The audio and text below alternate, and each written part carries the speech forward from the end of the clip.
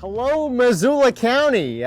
Thanks for joining us for another edition of your Board of County Commissioners Tip of the Spear series. I am Dave Strohmeyer. I'm joined by County Commissioner Josh Slotnick. Unfortunately, Commissioner Juanita cannot join us today, but today, as you can see, we are in front of our new flagship library facility here in Missoula County.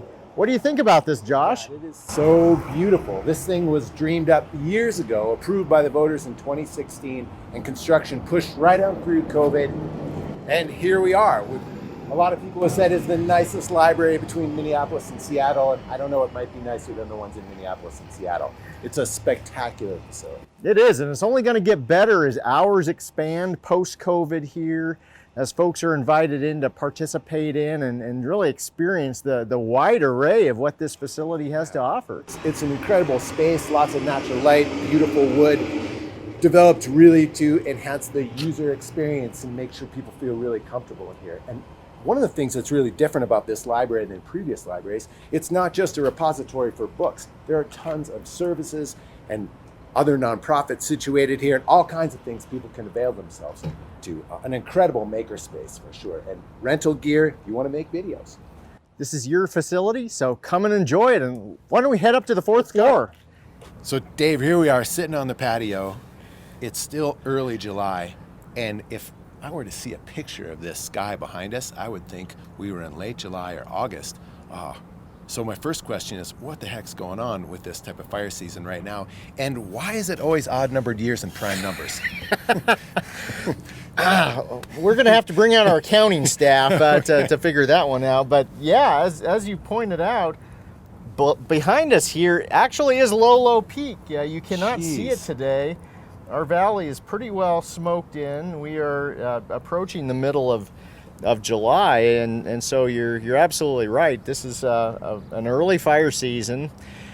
Typically, we'd probably see these sorts of conditions much later in July or August even, or even into September. Make no mistake, we live in a country that's adapted to fire. There always has been fire, always will be, and always has been and always will be smoke. But the reality also is that we're experiencing climate change as we speak. So the fire seasons are getting longer than they were pre-industrial age. And as a result of that, we're needing to figure out ways not only to mitigate climate change and try to put the brakes on it, but adapt to the conditions that we're experiencing. The resources that we are allocating to Climate Ready Missoula are expressly meant to help folks throughout our community adapt to the conditions that we're living in. Absolutely. Yeah, I see this in two pieces. One is attempting to prevent more of this, and the second part is to be resilient when we're hit with it. How do we live when we're dealing with conditions like today?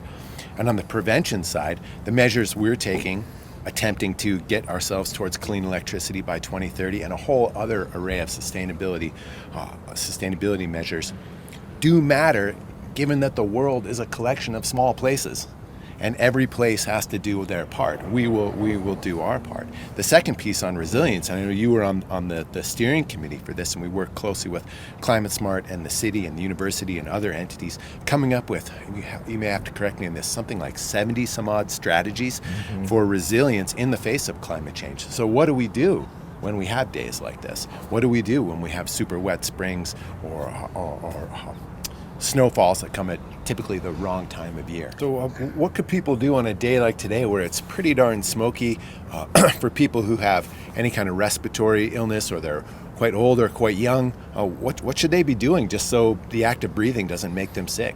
You can take a box fan and attach a furnace air filter behind this thing that will help clean your air, and so that's one solution. The other obvious one is if you have specific medical conditions, heart conditions, otherwise that are more impacted by smoke than other folks, try to stay indoors as much as you can. That's easier said than done.